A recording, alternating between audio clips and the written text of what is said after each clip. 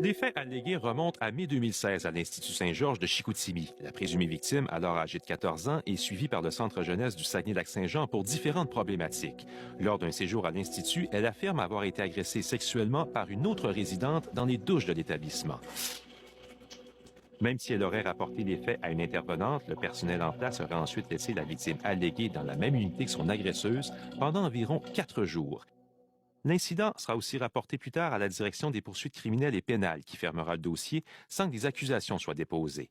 Selon la poursuite, la victime a fait une tentative de suicide après ces événements et la partie demanderesse attribue cette tentative au manque d'accompagnement du personnel en place.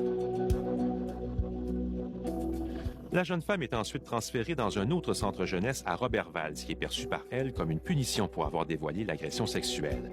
À l'Institut Lachenay, l'état de l'adolescente se serait dégradé. En août, la jeune femme se blesse au pied alors qu'elle est sous contention. Elle ne sera transférée à l'hôpital que 5 jours plus tard. Diagnostic, entorse non soignée.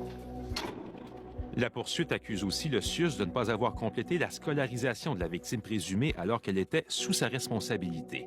Conséquence, l'adolescente ne pourra plus intégrer le parcours régulier, dit la poursuite, et devra se satisfaire d'une formation moindre malgré ses capacités.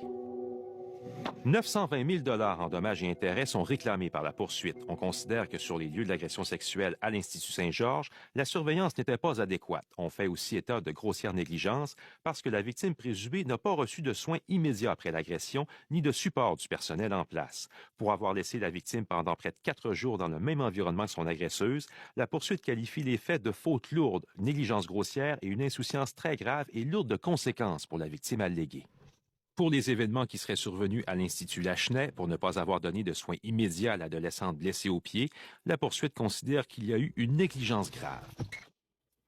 Et sur le parcours scolaire de la jeune femme, la poursuite précise que les intervenants, en négligeant de procéder aux inscriptions scolaires, ont hypothéqué les chances de réussite. La poursuite ajoute plus loin que l'adolescente est limitée et atteinte dans son profil académique. Le CIUS du Saguenay-Lac-Saint-Jean conteste cette poursuite judiciaire. Il considère que l'agression sexuelle alléguée n'aurait pu être évitée et que toutes les précautions nécessaires ont été prises. Il justifie aussi le transfert vers l'Institut Lachenay pour des raisons cliniques et des motifs de sécurité. Et on ajoute que la victime alléguée a reçu tous les soins nécessaires. Sur le parcours scolaire, le CIUS renvoie la responsabilité à la commission scolaire. En conclusion, l'établissement ne trace aucun lien de causalité entre les dommages allégués et les faits qui sont reprochés au CIUS. Les procédures sont toujours en cours et pour l'instant, aucune date de procès n'a encore été fixée.